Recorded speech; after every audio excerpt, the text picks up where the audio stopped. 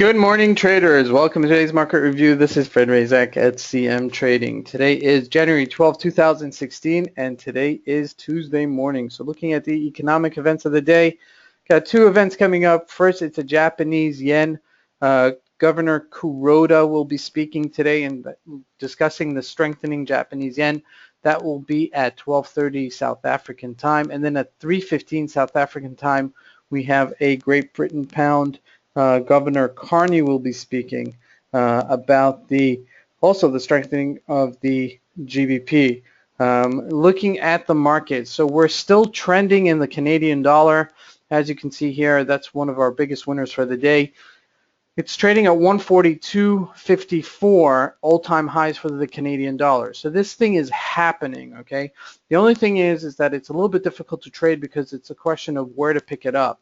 Every time it sells off, it goes higher, but it's a little bit nerve-wracking when you're buying the top of the move, that you don't catch yourself, buying the top of the move and then it's selling off. So as long as you keep a tight stop loss, I don't see any demerit in buying this and then holding it for a couple of days and then selling it into the day. It's a little bit more of a tricky trade, like I said, because you are a little bit chasing it. I mean, we've gone from in the past year and a half, we've gone from $1 par to par to 142. So it's a tremendous weakening of the Canadian dollar versus the USD, and it stands to really be a great trading opportunity. Looking at gold trading at 1094, selling off from 1108, and this is a double top we have here. So really a great trade. The markets are getting weaker. People are looking to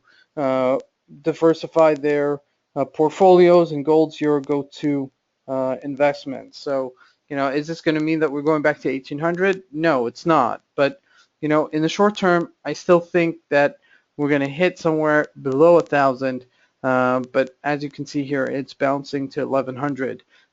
This is a resistance level right here at 1108. So if you do get it on the short side, just make sure to book your profits because we may go higher as the markets are selling off. Looking at the markets, we're going to look at the Dow Jones. Dow Jones trading at 16,177.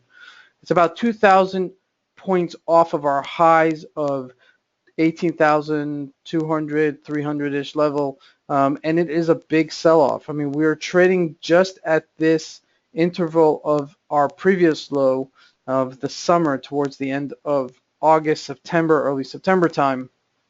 And as you can see, we are back at these levels. And, it's not, you don't need prophecy to see this, but, after it didn't break higher from 17,880, and we did mention this in our market reviews at the time, there was a big resistance level up here.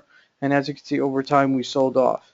What caught me by surprise, like the previous time it caught me by surprise, is that our sell-off happened a little bit earlier than we expected. Usually the sell-offs are happening in October, and usually the sell-off happens after the New Year's. In this case, we started selling off this brief sell-off. We started selling off in December, mid-December, before Christmas. So, that's the only thing that's really catching me by surprise. The fact that we're at 16,000. After every bull there is a bust, and what's going on in China is not put to bed. It's still something that is really disconcerting. So, and that's reflected now in the markets internationally. Now, obviously, the other markets are following suit. That includes the DAX, the FTSE, obviously the JSE, in how the markets are responding to what's going on.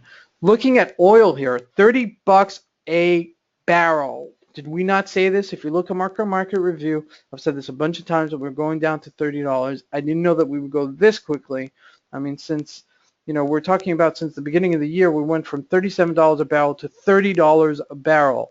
That means it's almost free to take any sort of ride. What's very disconcerting about this is the deflation effect that's going to happen internationally.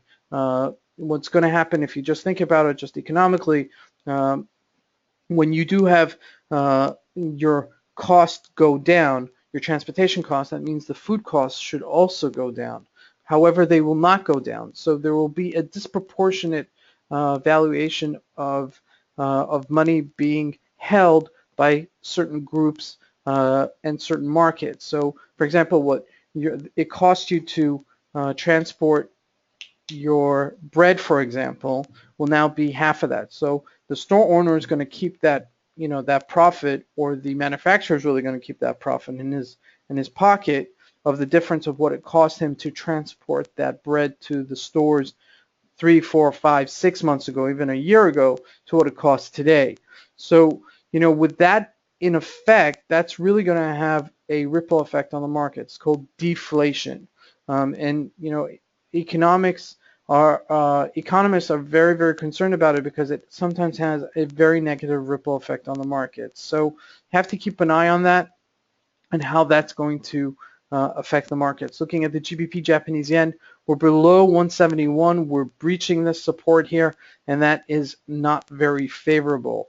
It's important to keep a note on this and to just see how much further we can go down. Just remember, we came, a tremendous feet from where we were before, and the Japanese yen really getting demolished over the past year and a half, 2 years. And now it looks like it's strengthening. It looks like it's getting stronger. The question is how far of the correction will happen. And it remains to be seen, and keep your eyes peeled on what's going on in the Japanese. Looking here at the USDZAR, I mean, guys, we've been discussing this for who knows how long. This thing is going colossal. I mean, we hit 1773. My goodness, what is going on in South Africa? Very, very scary elements. As things are really, really unpredictable in the South African market. I mean, we went from 8 in 2000 and from 8 rand a dollar in 2012, and now we're at 1686 in 2015 against the USD. Very, very scary. I've been saying this to you guys, several times. You can short the rand on your personal accounts, counter some of your devaluation of your rand, even though you're maintaining accounts in dollars. It's still tradable. There's still lots going on here, and as you can see, we're like at 1766. This is really a very, very scary predicament for what's going on in South Africa. And once you get into these type of levels, you get into predicaments of default, bank defaulting, and a monetary rescue of the banks in South Africa. So that's really something we've got to keep an eye on. I know you guys are, your home currency is in South African rand, and you're a little bit more sensitive to this because you are depositing money in rand and transferring into dollars. So keep an eye on this. It's really something that you'll have to be aware of as we continue in the trading week. This is Razak at CMTrading. I want to wish you guys a great trading day.